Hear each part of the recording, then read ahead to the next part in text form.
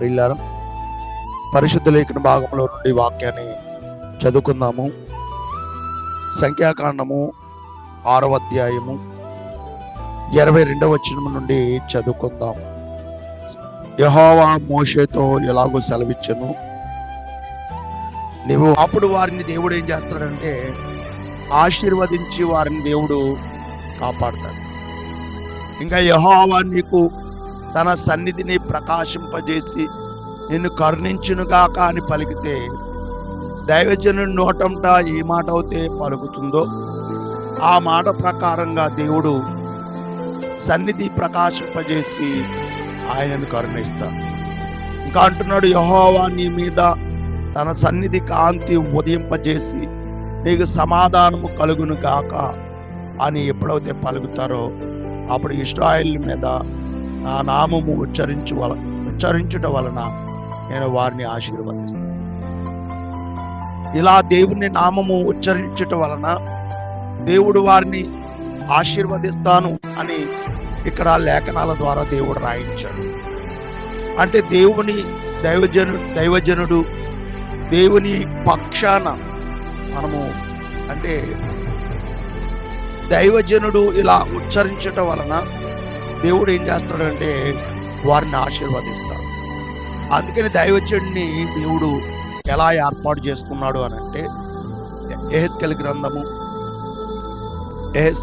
33వ అధ్యాయం 7వ వచనంలో మనం చూస్తే, యెహెజ్కేలు గ్రంథము 33వ అధ్యాయము 7వ వచనాన్ని మనం చూస్తే, నరపుత్రుడా, నేను నిన్ను ఇశ్రాయేలీయులకు కావలి వానిగా నియమించితిని గనుక నీవు నా నోటి మాటను విని నాకు ప్రతిగా వారిని హెచ్చరిక చేయవాలి. నా నోటి మాట విని నాకు ప్రతిగా అంటే దైవజనుడిని దేవునికి ప్రతిగా దేవుడు ఏర్పాటు చేసుకున్నాడు. అంటే ఎందుకు అని అంటే జనులను దీవించడానికి, జనులను ఆశీర్వదించడానికి.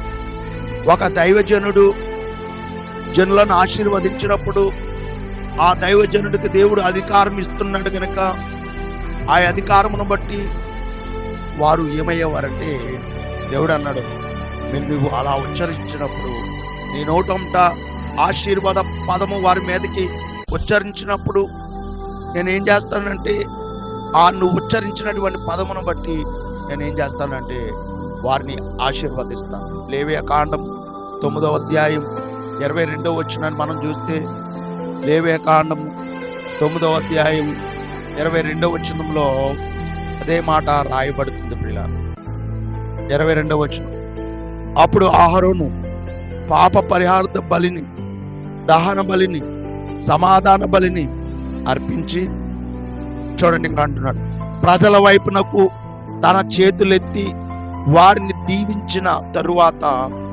దిగివచ్చాను. ప్రియులారా, మోషే అహరోనులను ప్రత్యక్షపు గుడారములోనికి పోయి వెలుపలికి వచ్చి ప్రజలను దీవింపగా యెహోవా మహిమ ప్రజలందరికీ కనబడింది. చూడండి, ఎప్పుడైతే దీవించినప్పుడు ఆ దీవెన వారి మీదకి వస్తుంది. అందుకనే దైవజనుడిని దీవించినప్పుడు తలదించి మనం ఎంతో వినయముగా ఆ దీవెన నా మీదకి రావాలి అని మనం ఏం చేయాలంటే దైవజనుడి దీవెన కొరకు, దైవజనుడి ఆశీర్వాదం కొరకు మనం ఎప్పుడు కూడా ఎదురు చూస్తూ ఉంటాం. దైవజనుడు ఉచ్చరించినప్పుడు ఆ ఉచ్చరణ, ఆ పదము వారి మీదకి వచ్చినప్పుడు కంపల్సరీ వారు ఏమవుతారంటే ఆశీర్వదించబడతారు. దేవుడు ప్రియులారా, ఆ దైవజనులకు దేవుడు ఆ అధికారాన్ని దేవుడు ఇవ్వడం జరిగింది. క్రొత్త నిబంధన మనం చూస్తే మత్తయి సువార్త 10వ అధ్యాయం 1వ వచనంలో మనకు కనబడుతుంది. ప్రియులారా, మత్తయి సువార్త 10వ అధ్యాయము 1వ వచనంలో మనం చూస్తే, ఆయన తన 12 మందితో ఆయన తన 12 మంది శిష్యులను పిలిచి అపవిత్ర ఆత్మలను వెళ్ళగొట్టుటకును, ప్రతి విధమైన రోగమును, ప్రతి విధమైన వ్యాధిని స్వస్థపరచుటకు వారికి అధికారం ఇచ్చింది. చూడండి, అధికారం అంటే ఒక దైవజనుడికి దేవుడు ఇచ్చేటటువంటి అధికారం. 12 మందిని పిలిచాడు. ఆయన తన 12 మందిని ఆ శిష్యులను పిలిచి అపవిత్రాత్మలను వెళ్ళగొట్టుటకును, ప్రతి విధమైన రోగమును, ప్రతి విధమైన వ్యాధిని స్వస్థపరచుటకును వారికి అధికారం ఇచ్చాడు. ఒక దైవజనుడు ప్రార్థన చేసి వారిని ఆశీర్వదిస్తే ప్రియులారా, అపవిత్రాత్మలు వెళ్ళిపోయేటటువంటి అధికారం, రోగం తగ్గేటటువంటి అధికారం, వ్యాధిని స్వస్థపరిచే అధికారం దైవజనుడికి దేవుడు వారికి ఇచ్చాడు. కాబట్టి మనం ఏం చేయాలంటే దైవజనుని ఆశీర్వాదము మనకెంతో ఆశీర్వదించబడుతుంది. దైవజనుడు అతని నోట నుండి ఉచ్చరించే ప్రతి ఆశీర్వాద పదము అది మన జీవితంలో అది నెరవేరుతుంది. కాబట్టి మనం ఏం చేయాలంటే దైవజనుని ఆశీర్వాదాన్ని మనం తీసుకోవాలనేటువంటి ఆలోచన కలిగిన వారుగా ఉండాలి. కొంతమంది ఏం చేస్తూ ఉంటారంటే ఆ దైవజనుని అవసరం లేదులే, దైవజనుడు లేకుండానే ఈ పుట్టినరోజు కార్యక్రమం చేసేసుకుందాం, లేదా ఈ కార్యక్రమాలు చేసేసుకుందాం, మనం కూడా ప్రార్థన చేస్తాం కదా అనేటువంటి ఆలోచనలో కొంతమంది వారికి వారే చేసుకునేవారు ఉన్నారు పిల్లలు. ఎందుకనంటే దైవజనుడు పిలిస్తే మళ్ళీ ఖర్చు అవుతుందేమనేటువంటి ఆలోచన కొంత. పిల్లారా, దేవుని దీవెన రావాలా లేకపోతే ఖర్చు ఎలాగైనా మనం ఖర్చు పెడతాం. కానీ దైవజనుడి ఆశీర్వాదం అక్కడ అంటాడు, నీవు ఉచ్చరించడం వలన నేను ఆశీర్వదిస్తాను. నోటంట నువ్వు ఉచ్చరించడం వలన నేను ఆశీర్వదిస్తాను. ఇదే 10వ అధ్యాయం 13వ వచనం కూడా మనం చూస్తే చూడండి, ఏ ఇంటికి మీరు వెళ్ళినా ఆ ఇల్లు యోగ్యమైనది అయితే నీ సమాధానము దాని మీదకి వచ్చును, అది అయోగ్యమైనది అయితే మీ సమాధానము మీకు తిరిగి వచ్చును. అంటే ఏ ఇంటికన్నా మీరు వెళ్ళినప్పుడు ఆ ఇల్లు కూడా యోగ్యమైనది అయి ఉండాలంట. అంటే ఆ ఆశీర్వాదాన్ని పొందుకోవడానికి యోగ్యమైనది అయి ఉండాలి. అలా ఉన్నప్పుడు వెంటనే మీ దగ్గర నుండి సమాధానం వారి గృహంలోనికి వెళ్ళిపోతుంది. ఒకవేళ యోగ్యమైనది కాకపోతే మీ సమాధానం మరలా మీకు తిరిగి వచ్చేస్తుంది. పిల్లారా, ఈ రోజున వాక్యం వింటున్నటువంటి మీరందరూ కూడా తెలుసుకోవాల్సిన విషయం ఏంటంటే కంపల్సరీ దైవజనుడిని దేవుడు తన పక్షమున ఆయన ప్రతిగా దేవుడు ఏర్పాటు చేసుకున్నాడు. ఆయన ఏర్పాటు చేసుకోకపోతే పిల్లారా అండి దైవజనుడిగా పిలవబడలేడు, దైవజనుడిగా పరిచర్య చేయలేడు, దైవజనుడిగా పిల్లారా అతడు ఎదరికి వెళ్ళలేడు. దేవుడు ఏర్పాటు చేసుకున్నాడు కాబట్టి ఒక దైవజనుడు దేవుని పరిచర్య చేయగలుగుతున్నాడు. కాబట్టి దేవుడు ఆయనకు తోడుగా ఉంటాడు. బైబిల్ గ్రంథంలో ఒక మాట మీరు చూడగలిగితే ఇదే 10వ అధ్యాయం 40వ వచనం మనం చూస్తే ఆయన ప్రభు అంటారు, మిమ్ములను చేర్చుకున్నవాడు నన్ను చేర్చుకును, నన్ను చేర్చుకున్నవాడు నన్ను పంపిన వాడిని చేర్చుకును, ప్రవక్తను చేర్చుకున్నవాడు ప్రవక్త ఫలమును పొందును,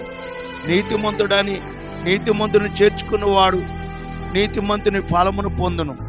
చూడండి, మరియు శిష్యుడని ఒకడు ఈ చిన్న వారిలో ఒకని గిన్నెడు జల్లీలు మాత్రము రాగనిచ్చినో వాడు తమ ఫలము పోగొట్టుకున్నాడని నిశ్చయముగా మీతో చెప్పుచున్నా. చూడండి, అంటే ఒక దైవజనుడి ఫలం, ప్రవక్త ఫలం, పిల్లారా శిష్యుని ఫలం, ఇలాగ నీతిమంతుని ఫలం, ఎవరిని గృహంలోకి వస్తారో వారికి తగినటువంటి ఫలము వారి నుండి నీకు వస్తుంది అని మాట్లాడు. ఇదిగో మిమ్మలను శిష్యులతో మాట్లాడుతున్నాడు, ఇదిగో మిమ్మలను చేర్చుకున్నవాడు నన్ను చేర్చుకున్నట్లు. అంటే శిష్యులను చేర్చుకుంటే యేసయ్యను చేర్చుకున్నాడు, యేసయ్యను చేర్చుకుంటే ఆయన పంపినటువంటి తండ్రిని చేర్చుకున్నాడు. ఎవరైతే ప్రవక్తను చేర్చుకున్నవాడు ప్రవక్త ఫలం ఉంటుంది. ఒక ప్రవక్త ఫలం ఆయన రావడం వల్ల ఒక ఫలం ఉంటుంది. ఇలా నీతిమంతుని చేర్చుకుంటే నీతిమంతుని ఫలం ఉంటుంది, శిష్యులను చేర్చుకుంటే ఆ శిష్యుడి ఫలం ఉంటుంది. ఒక గిన్నెడు చల్లీలు ఇస్తే చాలు, దాని ప్రతిఫలము తప్పగా పొందుకుంటారు అని రాశాడు. కాబట్టి గమనించి అర్థం చేసుకుని మనం దైవజనులను గౌరవిస్తూ, ప్రియులారా ఏ దైవజనుడైనా నీ అనేటువంటి భేదం లేకుండా దైవజనులు అనే ఎవరైతే మనకు కనిపిస్తున్నారో వారి ఆశీర్వాదము మనకు ఆశీర్వాదం కలుగుతుంది. వారి ఉచ్చారణ, వారి దీవెన మనకు దీవెన కలుగుతుంది. వారు ప్రార్థిస్తే మనం స్వస్థపరచబడతాం. వారు ప్రార్థించితే రోగం తగ్గిపోతుంది. అలాగే ప్రార్థిస్తే అపవిత్రాత్మ ఎవరిలో ఉంటుందో వారిలో నుండి అపవిత్రాత్మ వెళ్ళిపోతుంది. అలాంటి అధికారం దైవజనుడికి దేవుడు ఇచ్చి దైవజనుడు దేవుడు నిలబెట్టుకున్నారు. కాబట్టి గమనించి ప్రతి ఒక్కరు కూడా ఏ దైవజనుడైనా సరే, దేవుడు ఏర్పాటు చేసుకున్నటువంటి వారు ఏ దైవజనుడైనా సరే వారిని గౌరవించి వారితో ప్రార్థన చేపించుకోగలిగితే కంపల్సరీ వారి ద్వారా దేవుడు గొప్ప కార్యాలు చేస్తాడు. కాబట్టి గమనించవలసిందిగా ప్రభుపేట మనవి చేస్తూ ఈ మాటలు దేవుడు మన వెనుకడలో దీవించి ఆశీర్వదించి ఫలింపచేయునుగాక. ఆమేన్. ప్రార్థన చేసుకున్నాం. ప్రతి ఒక్కరు కూడా ప్రార్థన చేసుకుని దాని జీవితాన్ని ప్రారంభించవలసిందిగా ప్రభుపేట మనవి చేస్తున్నాను. ప్రార్థన. మహాకనికరం కలిగినటువంటి మా ప్రియపడిలోకి తండ్రి, శ్రేష్టమైన ఘనమైన అత్యున్నతమైనటువంటి నామమునకు వందనములు, స్తోత్రములు, కృతజ్ఞతాస్తుతులు చెల్లిస్తున్నాం ప్రభు. మీ మహాదయలో మహాకృపలో తండ్రి నాయనా, ఇదిగో తండ్రి ఉదయకాల సమయంలో మీ వాక్యాన్ని ధ్యానించుటకు మీరు చూపించినటువంటి కృపను బట్టి మీకు వందనాలు, స్తోత్రాలు తండ్రి. ప్రభు, నా ప్రియబిడ్డలు మేము జ్ఞాపకం చేసుకోమండి. ఈ దిన జీవితాన్ని ప్రారంభించడం నా బిడ్డలు సిద్ధపడుతుండగా వారి పనులు, ప్రయాణాల్లో, వ్యాపారాల్లో, ఉద్యోగాలను తోడుకొని సాయం చేయండి. ఉదయాన్నే లేచి వలలు వేసుకుని పట్టుబడికి వెళ్ళే బిడ్డలు, బ్యాగింగ్కి వెళ్ళే బిడ్డలు, పెయింటింగ్కి వెళ్ళే బిడ్డలు, టాపీ పనికి వెళ్ళే బిడ్డలు, రైల్వే పనికి వెళ్ళే బిడ్డలు, ఐరన్ పనికి వెళ్తున్న వారు, కంపెనీలు, ఫ్యాక్టరీలు, హాస్పిటల్స్కి, ఉద్యోగాలకు, వ్యాపారాలు, ఇలా ఆ పనులకు వెళుతున్న ప్రతి ఒక్కరిని కూడా మీరు జ్ఞాపకం చేసుకుని వారి పనులు, ప్రయాణాల్లో మీరు తోడుగా ఉండి సాయం చేయండి. ఎవరికి ఎటువంటి ఇబ్బంది లేకుండా మీ సహాయం అనుగ్రహించండి.